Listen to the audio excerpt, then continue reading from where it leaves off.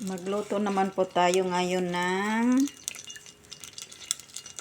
lumpia. Lumpia na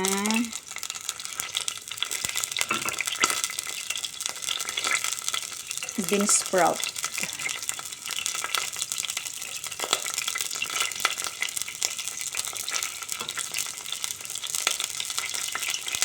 Yan. Gisa natin ang bawang at sibuyas. Lalagyan ko din siya, guys, ng sili para maanghang at ano ba to? Nalimot ko yan na stick. Celery. Ay, sorry. Nalimot ko. Yan. Lalagyan ko rin siya ng giniling na karne. Yan, giniling na karne at yung ating toge. Yan. Okay. Igisa muna natin to lahat bago natin ilagay ang ating karneng giniling. Yan po. Igisa na natin yung giniling. At maya-maya ilalagay ko na yung ating toge. Yan.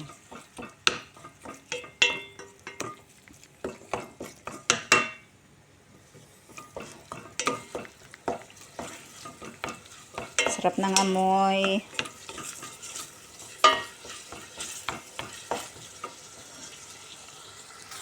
Nilagay ko na po ang toge.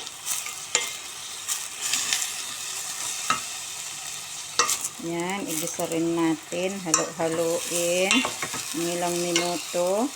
Saka natin lagyan ng oyster sauce at soya sauce. Lagyan ko na po siya ng konting tubig para hindi siya masunog. At oyster sauce and soya sauce. Hindi po natin kailangang damihan ang tubig para dry siya at hindi mapunit ang ating lumpia wrapper. Pero wala pa akong maraming lumpia wrapper, kaya ang gagamitin ko is puff pastry. I'll try kung okay ba ang kalabasan. Pero may kunti pa ako ditong lumpia wrapper. Ayan, guys. Hintayin natin na maluto at titikman na natin kung okay na.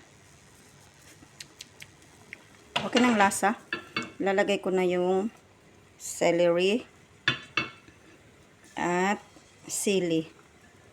Kasi mahilig po ako, guys, sa sili. Kasi Bicolana po ako. Kaya halos karamihan ng luto ko, kung ako lang talagang kakain, talagang may sili yan. Pero kung may mga bata na kakain, ako na lang po ang nag-a-adjust. So, ako na lang po ang naglalagay ng sili sa aking plato, sa aking pagkain. Yan, hintayin natin, guys, na maluto. Okay na yung lasa niya. Hindi na natin kailangang dagdagan. Ayoko, guys, ng maalat. Mas gusto ko yung maanghang, guys, sa maalat.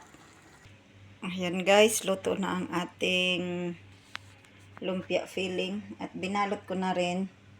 Ang sabi ko kanina, konti lang yung lumpia wrapper ko, kaya gagamitin ko ito. Try ko itong puff pastry sheets kung okay.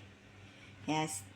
Thank you, guys. Bye-bye. Don't forget to subscribe, like, and share kung nagustuhan nyo ang aking video.